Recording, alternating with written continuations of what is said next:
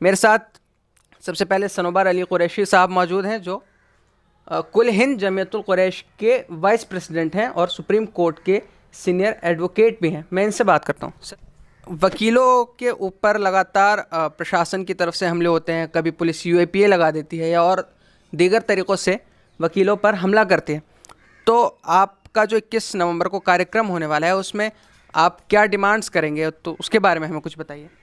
देखिए, जो advocate protection bill है 2021, हमारा इस कॉन्फ्रेंस में ये रेजोल्यूशन भी रहेगा और हाउस का ये डिमांड रहेगा गवर्नमेंट ऑफ इंडिया से कि आने वाले जो विंटर सेशन से जो 29 नवंबर से शुरू हो रहा है, इस बिल को जो है पार्लियामेंट इसको पास करे और एडवोकेट की प्रोटेक्शन के लिए ये एक्ट बनाए। ठीक है, क्योंकि एडवोकेट जो है एक फ्रीडम ऑफ स्पीच एक्सप्रेशंस को एक्सरसाइज करते हैं, एक वॉइसलेस की वो लड़ाई लड़ते हैं और उनको फ्रीडम ऑफ स्पीच एक्सप्रेशंस में जो प्रॉब्लम्स आती हैं, उसके बाद जो ह्यूमन राइट्स के वो केसेस को करते हैं, बाद में उनको प्रॉब्लम आती है तो उनको प्रोटेक्शन चाहिए।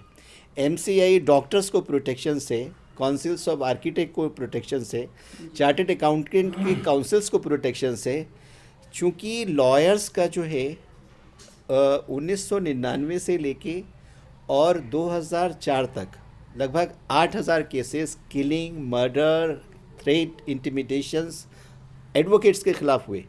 मगर अभी रिसेंटली 2016 से लेके और 2020 में सिर्फ 4 साल में लगभग 24,000 केसेस सिर्फ एडवोकेट के ख़िलाफ़ हैं, जिसमें मर्डर हुए हैं, उनको इंटिमिडेट किया गया है।